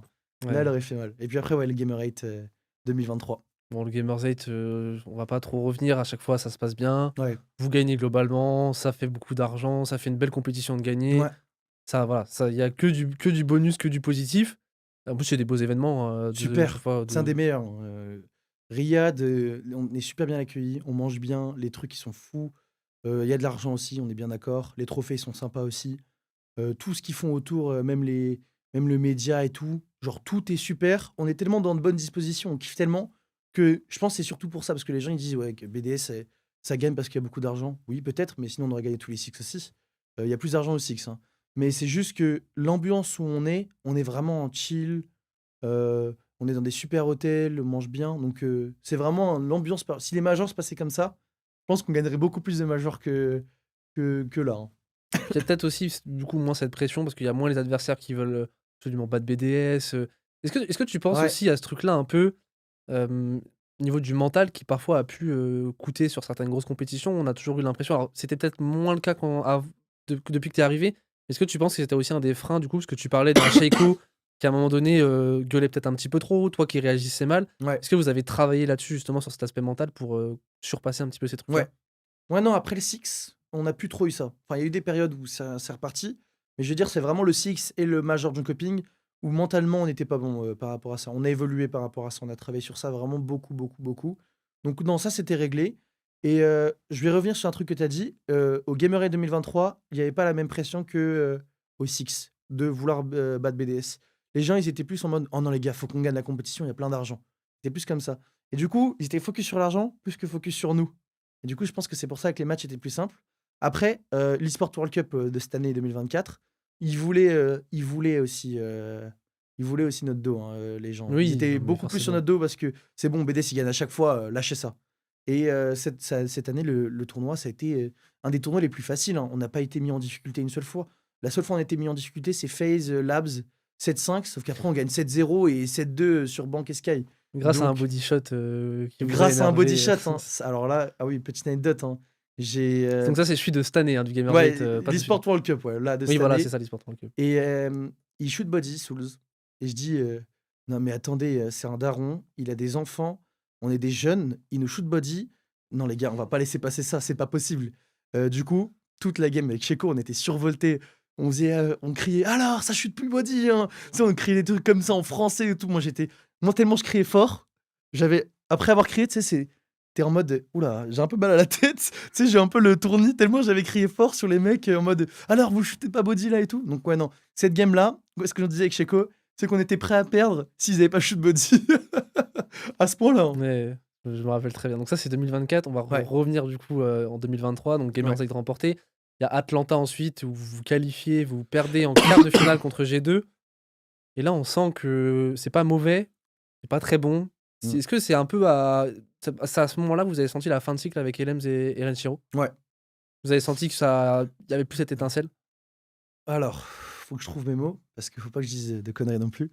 Euh, ouais, c'est la fin de cycle, on va dire ça comme ça. Plus c'était essentiel, moins de synergie. Je disais que j'aime pas faire de changement, mais là, on n'avait pas le choix. Si on voulait se reprendre, parce qu'en plus, on se qualifie pas au Six à 5 points. À 5 points.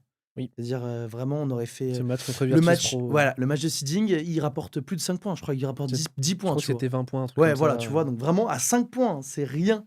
Donc là, mmh. dégoûté. Et là, on se dit, bon, les gars, si on veut repartir l'année prochaine et plus rater un event, parce que j'ai passé une période difficile aussi à regarder le Six de chez moi au Brésil. hein. Je pourrais être là-bas, Ouais. j'y suis pas. C'était horrible aussi parce que. Et c'est là depuis que j'ai dit, non, les gars, on rate plus un event. Plus un event. On se qualifie à tout. Peu importe ce qu'on fait là-bas, on se qualifie à tout. Pas le choix, tu vois. On était tous dans cette mentalité-là. Et donc, ouais, pour revenir, ouais, changement à ce moment-là, on se dit, on a le temps. On n'est pas au Six de toute façon.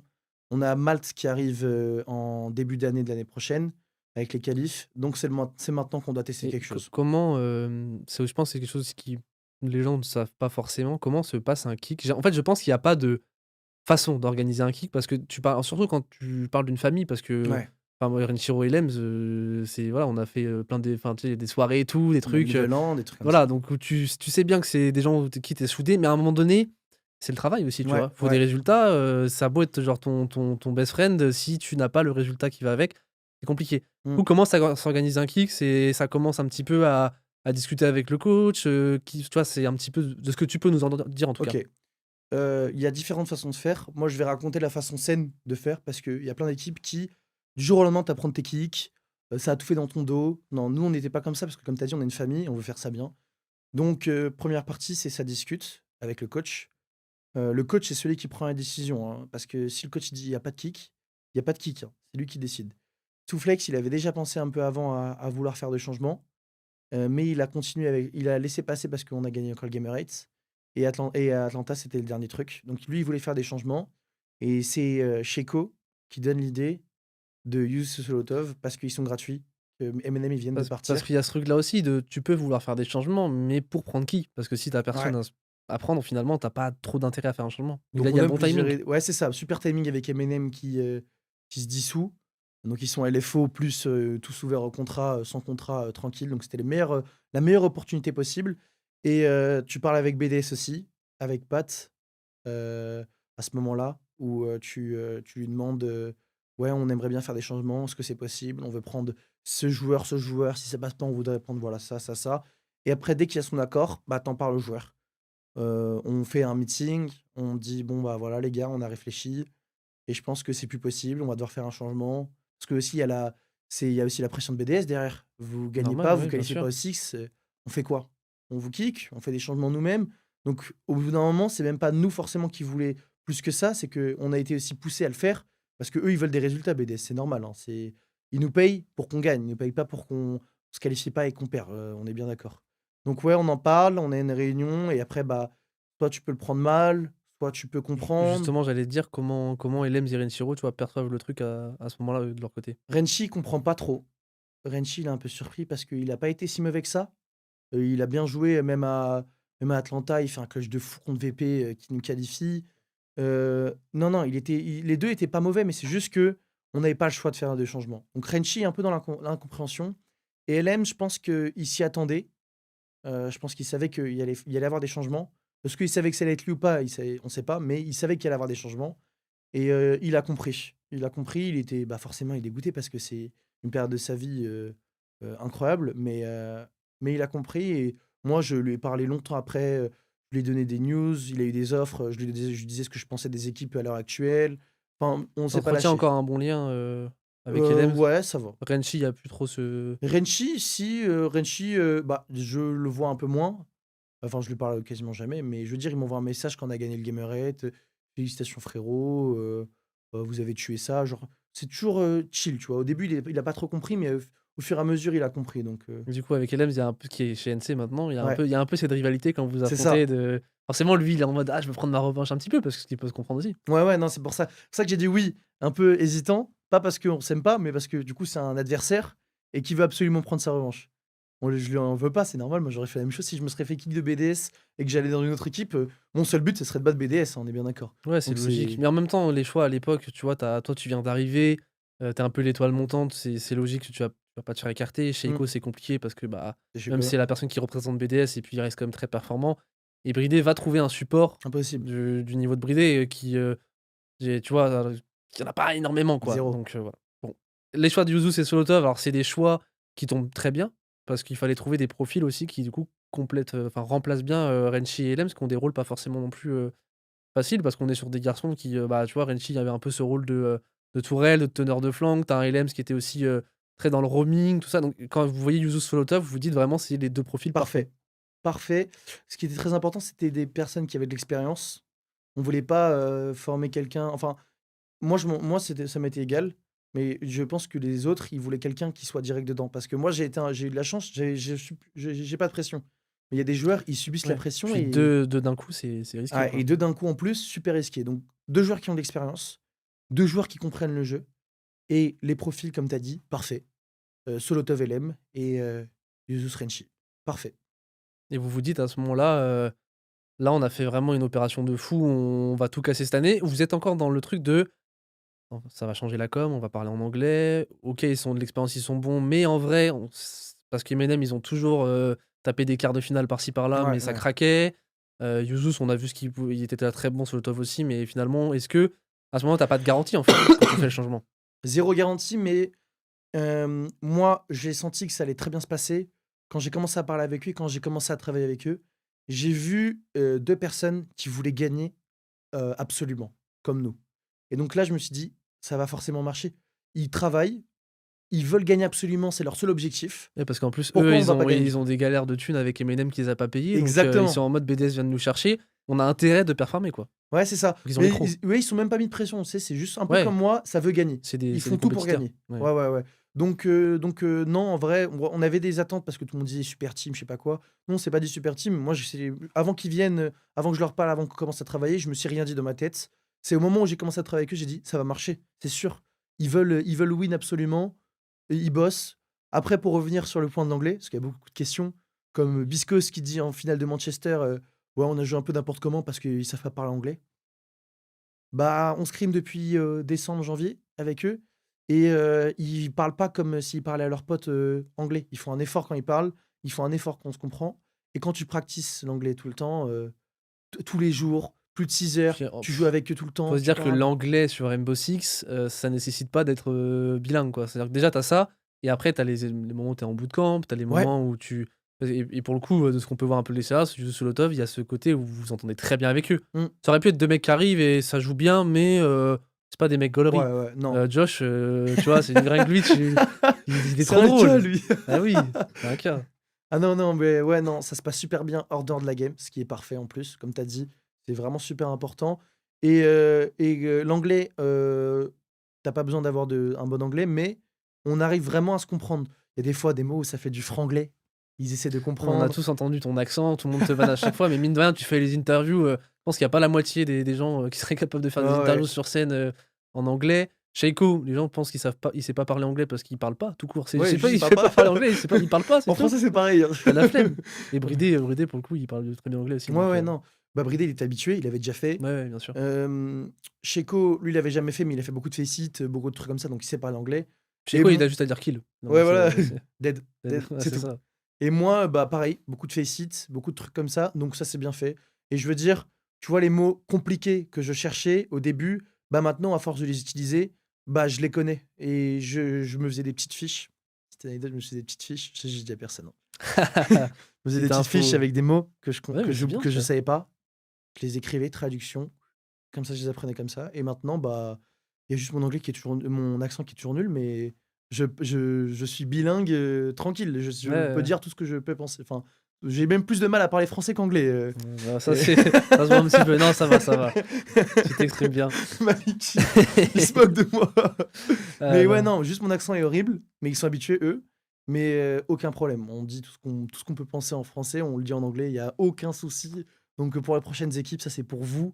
Ça sert à rien de faire n'importe quoi, on sait communiquer entre nous tranquille. Ça va être clippé, ça va être, envoyé directement, sur les réseaux. On va pouvoir parler un petit peu de cette, fin d'année tranquillement. On arrive là sur la fin de ce podcast. Justement, il y a donc le Malta Series, bon, on va repasser très rapidement dessus. Mmh. Victoire, vous avez ensuite le UL qui se passe très, très bien et il y a le major de, j'ai oublié le nom, Manchester, voilà, Manchester, ouais. donc où vous arrivez, tout se passe très bien. Moi, je voudrais qu'on revienne sur la finale qui, est perdue. On sait qu'il y a un Checo qui a une phase compliquée, bah, c'est des raisons, voilà, qui sont en dehors du jeu, mais Ouais, qui fait sa pire finale littéralement. ouais. Mais au-delà de tous ces événements, moi, ce que j'aimerais qu'on retienne, enfin, quand vous sortez de la finale, est-ce que vous vous dites: «Putain, dégoûté, on aurait quand même pu gagner le major», mais au final, sur le moment, est-ce que tu réalises déjà que c'est quand même une très belle perf avec ce nouveau roster? Alors oui, je pense que j'avais l'esprit plus clair, moi de mon côté, parce que déjà j'avais fait une très bonne finale. Je pense que ça aide. Forcément, si tu fais une finale de merde, bah, tu plus tendance à t'en vouloir à toi-même. Moi, j'avais pas à m'en vouloir à moi-même parce que j'avais fait une super finale. Même si je pense que j'aurais pu faire plus forcément, mais j'avais l'esprit plus clair par rapport aux autres. Josh, lui, il a pas très mal vécu parce qu'il y avait toute sa famille qui était là. Ah oui, bah, oui, Forcément, c'est chez lui, quoi. c'est ouais, c'est chez lui, sa famille est là. Forcément, perdre devant ta famille, c'est jamais un bon moment, Six Paris, j'espère que je vais pas perdre, hein, parce que sinon je vais avoir le seum. Solotov, pareil, lui, il veut gagner absolument et bah, il a perdu la finale, il était à ça de gagner alors que ça fait des années qu'il est là. Et Checo, bah, lui, il a fait de son mieux. Donc, en Mmh. statistiquement parlant, il a fait la pire finale de sa carrière, mais il a super bien joué. Dans le sens où ses coms étaient parfaites, Oui, il a pas il pourri a, la game, il quoi. a pas pourri la game du tout. C'est C'est pour ça juste, il y qu'on va a jusqu'en des finale. jours où ça veut pas et Bridé, il s'en est voulu de fou parce que il a fait quelques petites erreurs, mais Bridé, il prend beaucoup sur lui. Et puis après, quand on perd et tout, il a tendance à beaucoup s'en vouloir, alors que non, on perd ensemble, on gagne ensemble, tu vois. Et aussi, on s'est rassuré dans le sens où cette finale-là, bah, Bisco, c'était leur major. Enfin, si tu regardes toute leur game, oui. c'était leur major, là, je le dis, mais on n'aurait rien pu faire, hein. Ça fait mal de le dire, mais ouais, ils étaient Ils étaient juste injouables à ce major-là. Toutes leurs maps qui gagnaient, il y en avait un qui était en live game. Même sur 2 matchs, si tu regardes, première game diffuseur, il est en 13-0 sur les 3 premiers rounds de Sky ou en 10-0. Mais tu vois, c'est des. alors qu'après, sur les autres Alors compètes, après, il est éteint. ils sont inexistants. C'est ça Ouais. qui est terrible. Et Gunnar, il fait une game live sur Café, je crois, ou Gavini. Donc en vrai, cette finale, on n'a pas eu trop de regrets. On a eu le seum parce qu'on était à ça d'être direct au Champion Major en 4 mois. Mais tranquille, c'était pas la fin du monde. Et après, il y a le back to back to back to back to back to back, on n'en peut plus, au Gamers 8. Donc Ouais. 2e finale, vous gagnez contre WCTM. Revanche, ensuite à Montréal, où vous vous qualifiez. Là, on se dit, mais 3e finale, Major, ils vont éteindre WCTM, ils viennent de les battre au Gamers 8. Mm. Et là, ça se passe comment encore dans vos têtes à ce moment-là? Parce que vous venez de perdre une nouvelle finale, mais en même temps, tu viens de faire 3 finales d'affilée. Il y a quasiment personne qui a jamais fait ça. Il y a la WCTM qui, eux, avait tout gagné en l'occurrence, qui était une Ouais. perf de fou. Mais sinon, je veux dire, il y a très peu d'équipes qui ont fait ça dans leur histoire, quoi. Alors, juste pour remettre dans le contexte, Manchester, le bracket suisse, là, le Swiss bracket, et on avait commencé à perdre. Donc c'était un nouveau truc. On découvrait la défaite dans l'équipe. Là, on avait perdu contre. Non, ouais, non, mais à Montréal. WCTM aussi? Voilà, bon, comme d'hab, Oui, c'est ça, c'est WCTM. WCTM Ouais, tout à WCTM fait en BO1, ouais. classique, parce que Ouais. Manchester aussi, c'était WCTM. Non, ils étaient pas qualifiés à Atlanta, non, à Montréal. Moi, je m'en souviens plus. Bref, on perd notre premier match et on gagne 3-1. Un truc de fou pour nous, parce qu'à chaque fois, on aime mettre dos au mur pour gagner. C'est vrai, ça c'est. Tranquille. Après, on joue quart de finale contre Secret, le classique de tous les majors maintenant. À chaque fois, on joue Secret en quart de finale. Aussi, que si on va en quart de finale et Secret aussi, bah, Secret, on se reverra en quart de finale. Donc, tranquille. On s'est fait peur un peu sur l'air, mais tranquille. Après, FaZe, nos meilleurs potes depuis les Gamer 8, tranquille. On leur met un 2-0, plié. On s'est fait un peu peur sur Sky. Et là, on rentre sur la finale qu'on avait déjà battue, qui était une finale qu'on avait eue, qui était facile pour nous au Gamer 8. Et là, on se rend compte que la finale, elle va être compliquée. Mais vous vous rendez compte au moment où vous êtes dans la finale? Parce qu'avant, vous dites quoi, c'est free win? Non. Non, vous Oh êtes en non, mode non, non. non, non, non, non, non, Non, jamais mais de ça la vie. aurait pu avoir ce Ouais, non, truc, non, tu non, vois, non, un non. peu. Mais on s'attendait pas à que la finale soit aussi dure que ça. Pendant la finale, là, on a des flashbacks de Manchester où on perd la finale. Et cette finale, il y a du regret sur celle-là, malheureusement. Il y a du regret parce qu'on a perdu. WCTM ont été très très bons sur ce major-là. Il n'y a rien à dire. Mais on a perdu contre nous-mêmes, contrairement à Manchester. Manchester, Beast Coast, voilà, ils étaient injouables, laisse tomber. Mais WCTM, ce major-là, ils étaient jouables pour nous. Ils étaient à notre portée. Et on s'est un peu chié dessus, désolé des mots, mais on a C'est eu des mental un flashbacks, peu, quoi, où mental les qui a démons flanché. qui reviennent et. Ouais, là, mental qui a flashé, manque d'énergie aussi. Il faisait super froid dans la salle. Je pense qu'on n'était pas dans les meilleures conditions, contrairement à Riyad, comparé à Riyad, tu vois. Mais mentalement parlant, finito et que des regrets à la fin. Moi, j'étais pas bien du tout à la fin parce qu'on avait beaucoup bossé et perdre contre eux alors qu'ils sont à notre portée juste à cause de nous-mêmes, ça faisait chier. Vraiment, on était Avec dégoûtés. le recul, cette année, elle est quand même positive, mais c'est pas, tu vois, tu préfères gagner un major et pas gagner le Gamers 8 et pas aller en finale de l'autre major, ou faire l'année que vous avez fait où tu fais 2 finales et une victoire au Gamers 8? C'est super dur C'est comme dur. question. C'est dur comme question parce Tu aimes que bien gagner en même temps. ouais, On retient pas j'aime les bien gagner. 2e. Mais non, on retient pas les deuxièmes. Et j'ai limite envie de dire, ça va faire bizarre de le dire, mais je préfère perdre en quart de finale que de perdre en finale. C'est horrible. T'es à une marche d'être premier, de réaliser d'être le champion, et tu finis deuxième 2 fois d'affilée sur l'année. C'est super frustrant, donc je sais pas. Je saurais même pas te répondre. J'ai même pas envie de me poser cette question parce que Moi, je préfère gagner tous les majors, hein. S'il y a cette possibilité, je le prends. Mais ouais, non, c'était année pas facile. Bah, Souflex, il a fait un tweet par rapport à ça. Année pas facile, enfin, année bonne et pas bonne, parce que bonne, on se qualifie à tout, ce qui est super, mais pas bonne parce que on perd 2 fois en finale et ça se perd pas les finales. Et on le fait 2 fois. Donc je Ouais. sais pas. Je saurais pas répondre à ta question. Aujourd'hui, il y a le Six qui arrive là au moment où ça va sortir dans quelques jours. Ouais. Je parlais de BDS qui avait toujours cette aura d'équipe favorite même quand elle était au fond du trou. Là, vous sortez global ranking numéro 1, Gamers 8 gagné, magnifiquement gagné. Mmh. 2 finales comme on vient juste d'en parler, Mmh. perdues, mais pareil, il y avait tout qui était là au rendez-vous presque jusqu'à, une petite dernière marche. Ouais. Comment là vous abordez un petit peu ce Six? Comment ça se passe au niveau de la préparation? C'est comment là? Est-ce qu'il y a de la pression en plus? C'est un petit peu comment l'état d'esprit avant d'arriver là, dans quelques jours à Boston? Bah, tranquille. En vrai, enfin, pas pour moi peut-être pas pour les autres, mais en vrai tranquille, on était visé sur cet objectif-là de le Six Invitational. On est une nouvelle équipe, on va avoir 1 an du coup, en tant qu'équipe. Enfin, on a eu 1 an là du coup.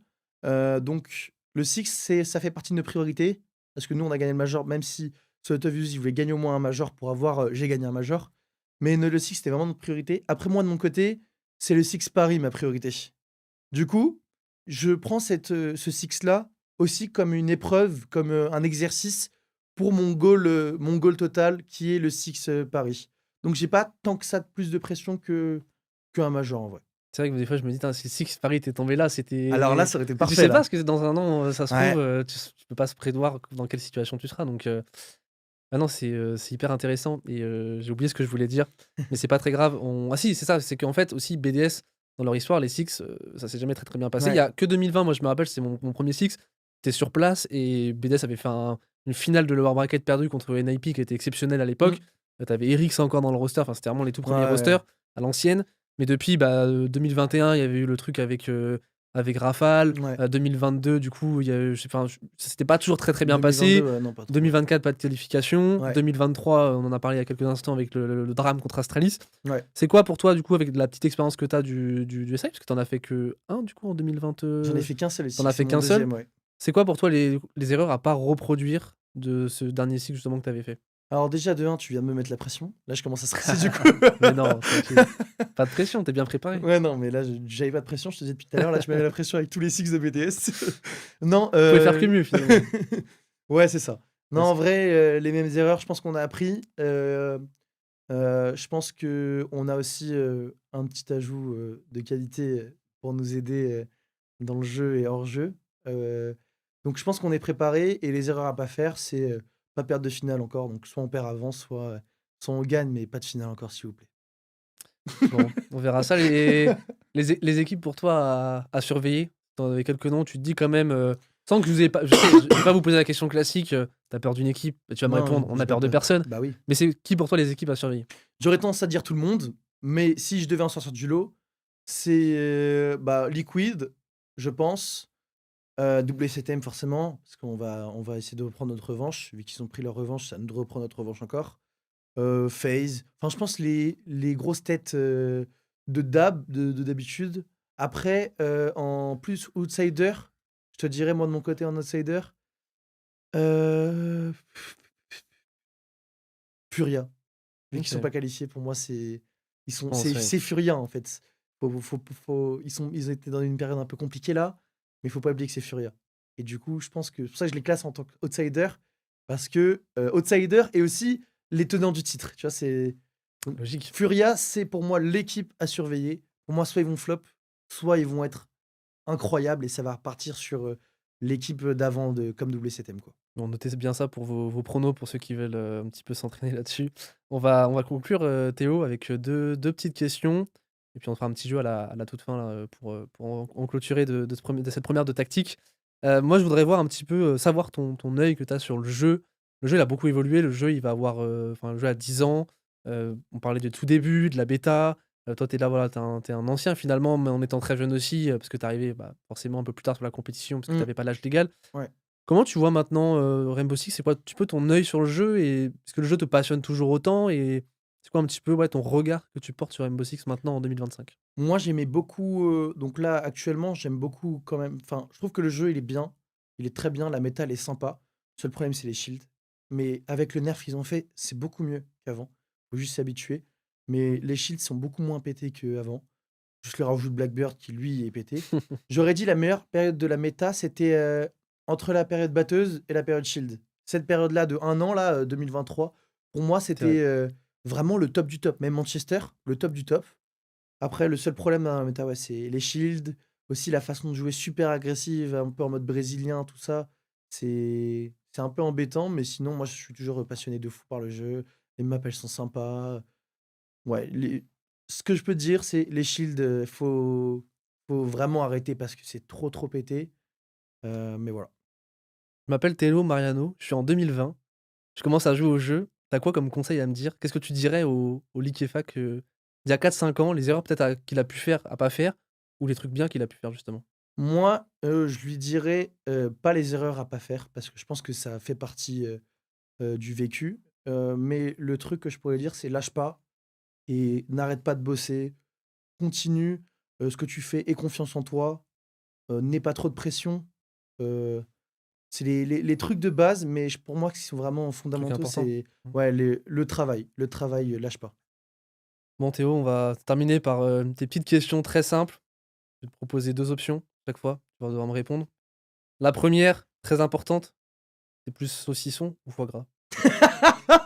Tu connais la réponse, pourquoi tu me la poses? Parce que voilà, faut savoir que tu es un grand fan de saucisson, la France entière doit le savoir. J'ai, un agent qui m'a promis que dans moins d'un an, j'allais être sponsorisé Justin Bridou. C'est un appel pour Justin Bridou si vous nous regardez. Justin Bridou, pitié. Sponsoriser Donc Théo. saucisson, bien sûr. Muscu ou soirée? Alors, bonne question. J'adore la muscu, et j'adore les soirées. Donc, allez, si je choisis, soirée. France ou Portugal? On parle du foot ou de la vraie vie? La vraie vie. Allez, France quand même. OK. Messi ou Ronaldo? Messi. Barça ou Paris? Ça, c'est une question compliquée, ça. Alors, je vais m'expliquer parce que sinon je vais me faire des ennemis. Le PSG, c'est ma ville, c'est le club que je vais voir souvent au stade et tout. Et le Barça, c'est mon club de cœur. C'est la première équipe que j'ai supportée, l'équipe dans laquelle j'ai vibré avec le grand Messi et tout ça. Donc, Barça. On va parler un peu d'R6. Pengu ou canadienne? Pengu. G2 Prime ou WCTM Prime? Ah! Alors moi, je pense que WCTM Prime était meilleur que G2 Prime, mais je préfère G2 Prime. Leur façon de jouer, était enfin, ils étaient au-dessus de tout le monde dans la méta. C'était eux, ils connaissaient le jeu, personne d'autre connaissait le jeu. Tu gagnes les 3 prochains Gamers 8 ou tu gagnes le Six? Il y en Les a 3 un, prochains tu es Gamer 8 et bien, le hein? 6? Il y en a un, tu Est-ce que j'ai si je gagne les 3 prochains Gamer 8, est-ce que j'ai une possibilité de gagner les 6 ou je les gagne pas, c'est sûr? non, tu les gagnes pas. Ah, les 6. OK. Tu préfères partir en vacances avec ta chérie ou faire une finale de Six? Eva, désolé. Il y a de 6. Logique. OK, la dernière. Stouflex ou Agda? Je vais me faire des ennemis. Alors, en termes de quoi? On parle de comme ça de manière générale? Comme ça, j'ai pas besoin de développer. Allez, Stouflex. OK, on s'arrêtera sur ça. Merci Théo, merci pour, tes mots. Merci mon ref, ça m'a fait plaisir. Bah, merci de nous avoir suivis, c'était la première de Tactique. Je suis très content d'avoir pu faire ça avec, magnifique, Théo Liquefac Mariano, le Kylian Mbappé de la team BDS et on se retrouve donc le 3 février pour, bah, suivre le Six Invitational.